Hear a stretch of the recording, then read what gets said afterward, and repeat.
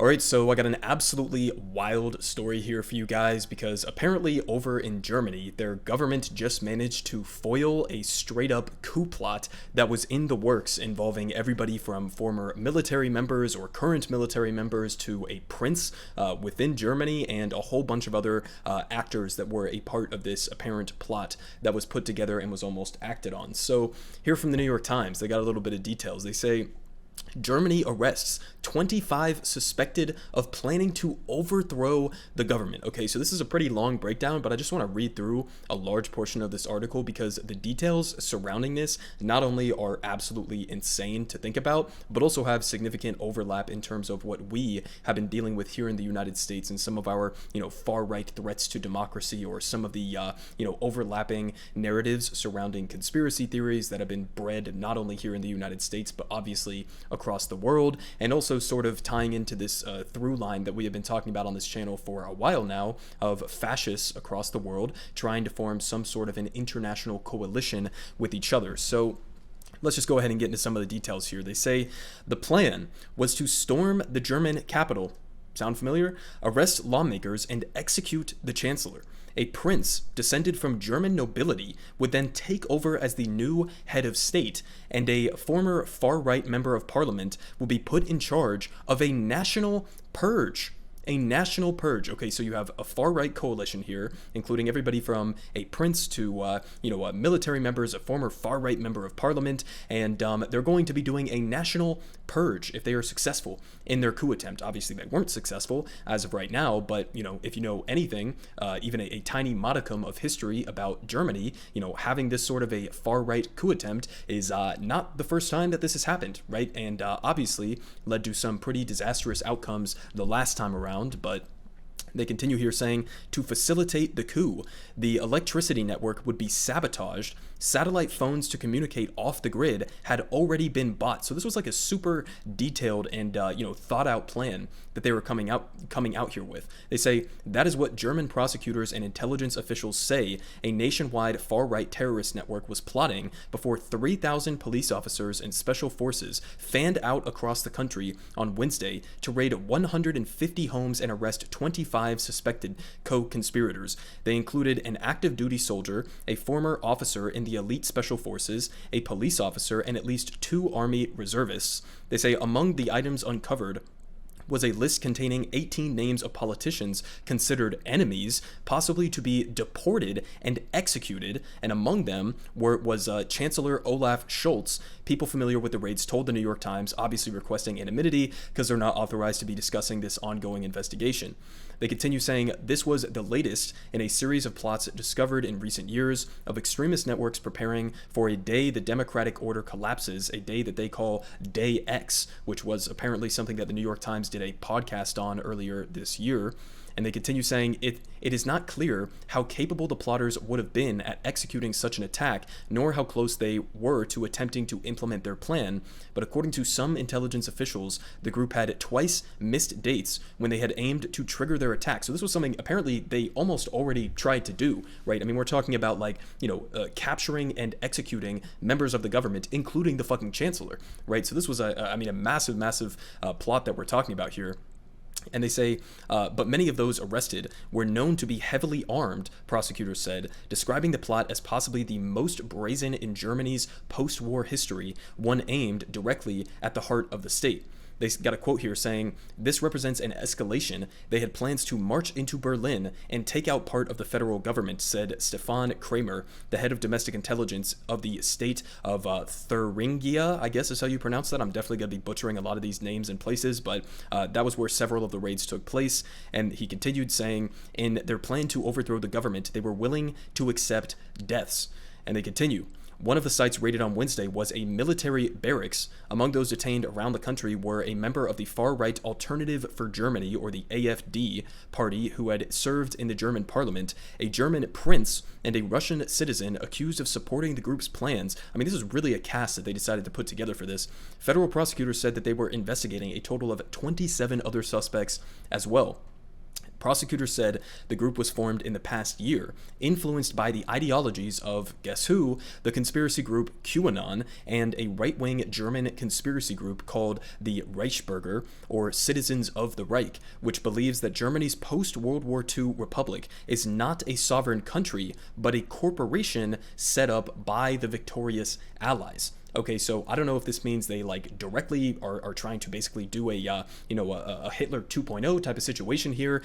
I don't know the details specifically about other portions of their ideological approach to these things, but having similar veins to the same ideology, the same conspiracies as QAnon, not exactly the best sign. And also the fact that they are pointing out that they believe apparently that since World War II, since the collapse of the Nazis, and obviously the Allies in that situation being victorious and setting up, helping to set up part of Germany's post-war economy and part of their post-war society. They're basically saying that they are, a couple corporations in a trench coat instead of an actual functioning society. Now, this kind of ties into some other conspiracy portions that they're going to get down to here in a minute about like the deep state and all these other conspiracies. And this is something that I've never understood. Well, I guess I do kind of understand it, but at the same time, it's like it's something that all of these conspiracy theorists on the far right completely overlook in these types of situations, because this isn't even necessarily a bad critique. If you were going to be critiquing, corrupt governance, or if you were going to be critiquing capitalism or the infiltration of private capital or wealthy corporations and billionaires on various political systems. I mean, we know that full well here in the United States that if you want to talk about the deep state, or if you want to talk about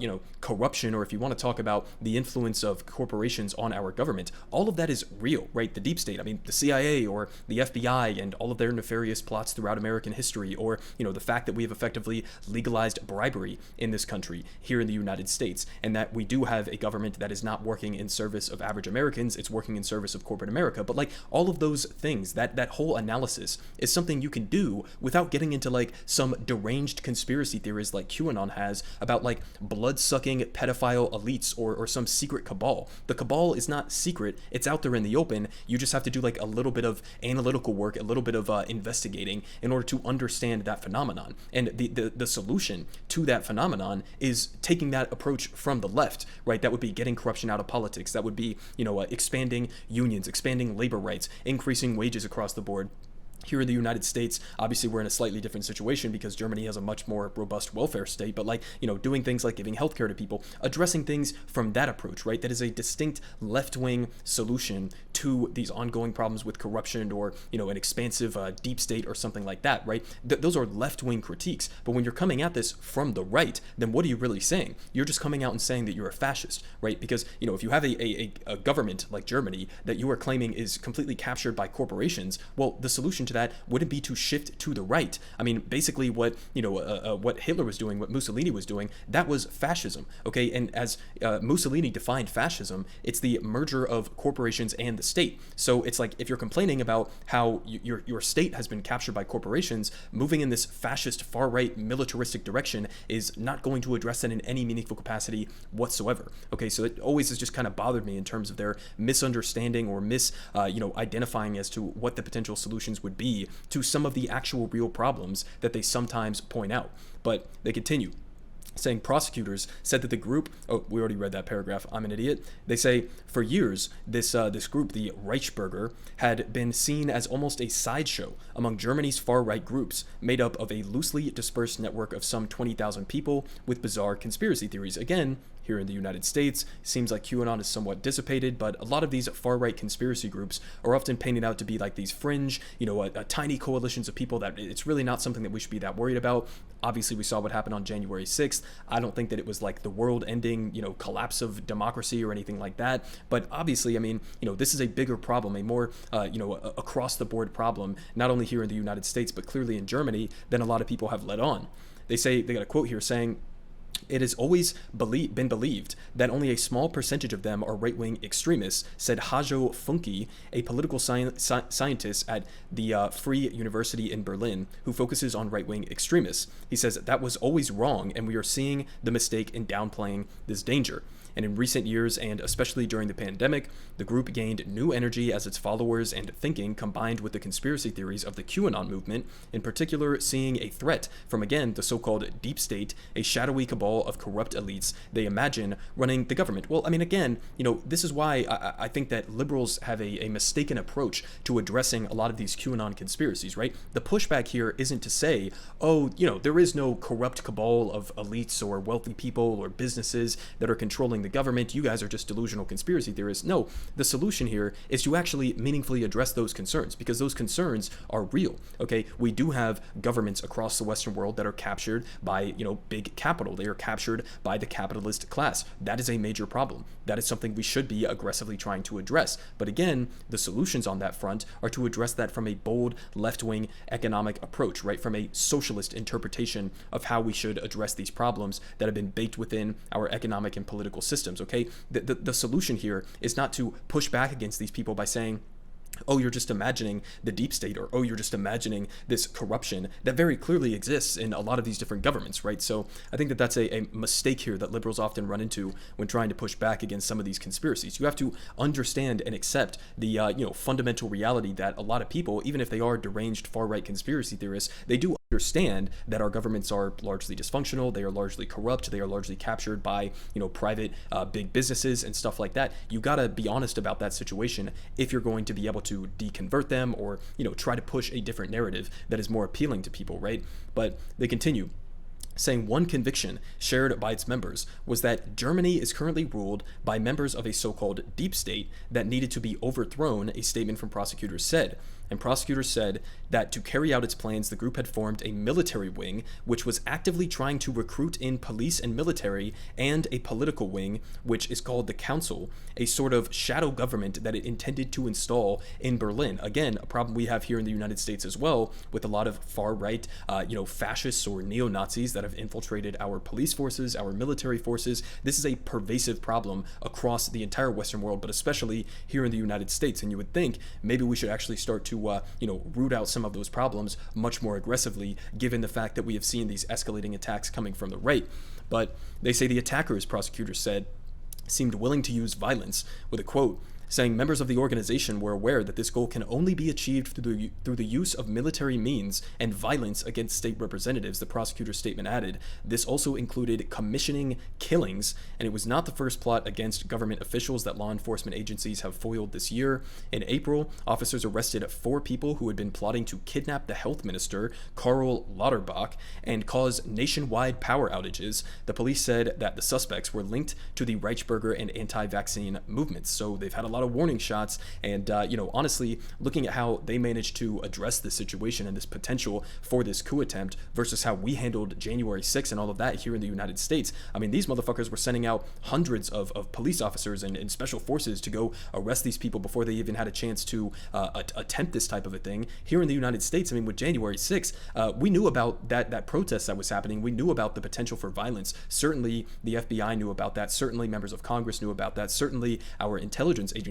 knew about that, and yet they just sort of let it happen and didn't have any sort of coherent strategy. Obviously, a lot of us saw the videos of the police basically welcoming some portion of the Trump supporters inside the Capitol. So I mean, obviously a huge discrepancy here between how Germany has chosen to address these threats coming from the far right versus how we here in the United States, either intentionally or otherwise, unintentionally, have just been completely incapable of actually, thwarting these plots before they happen.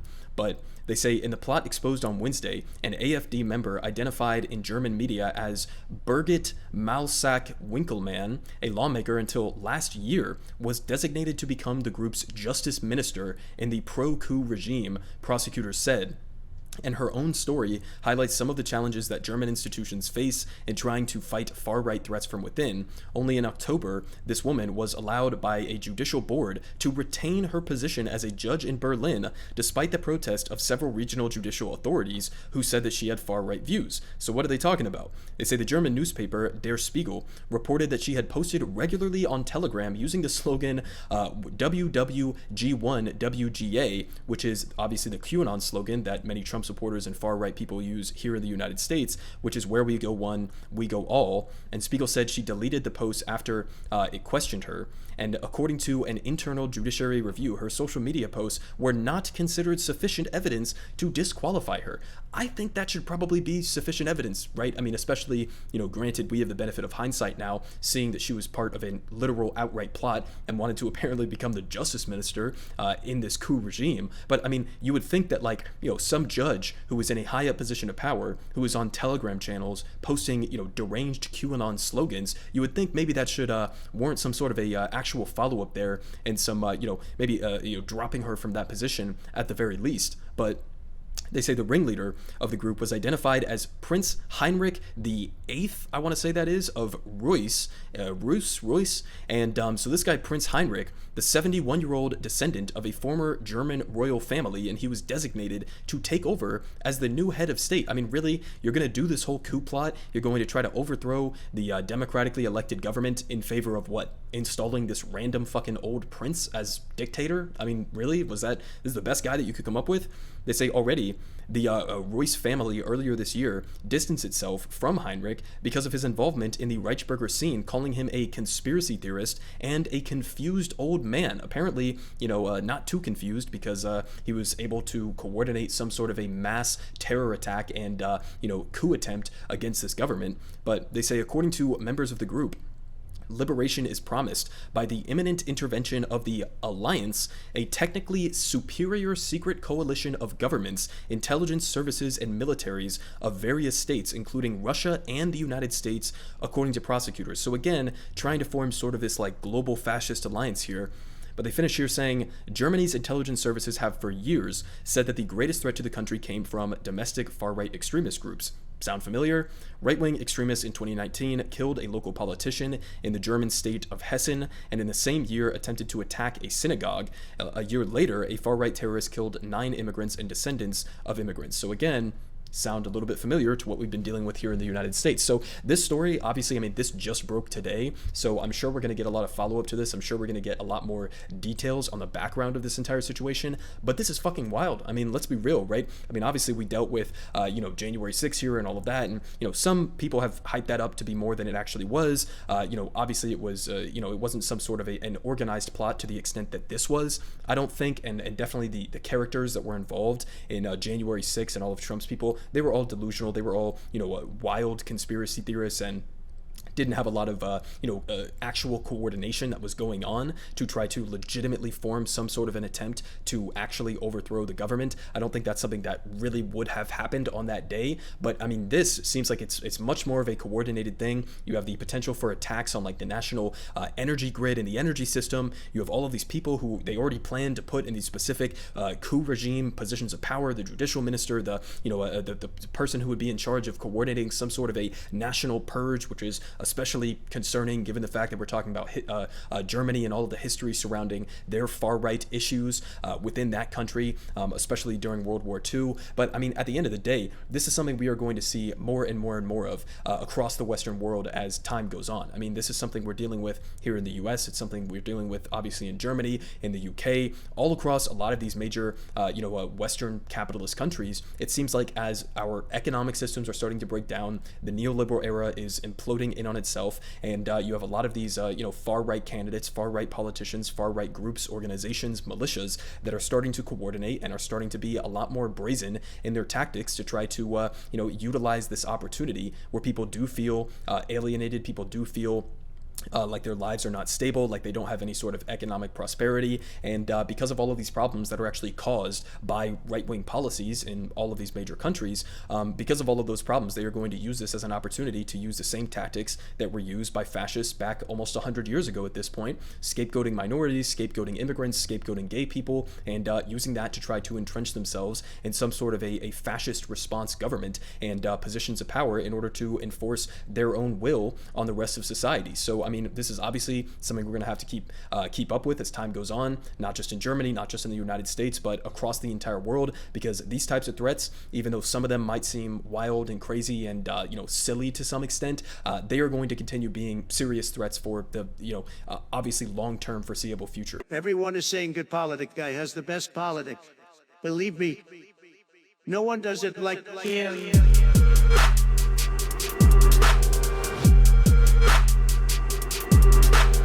Believe me. Everyone is saying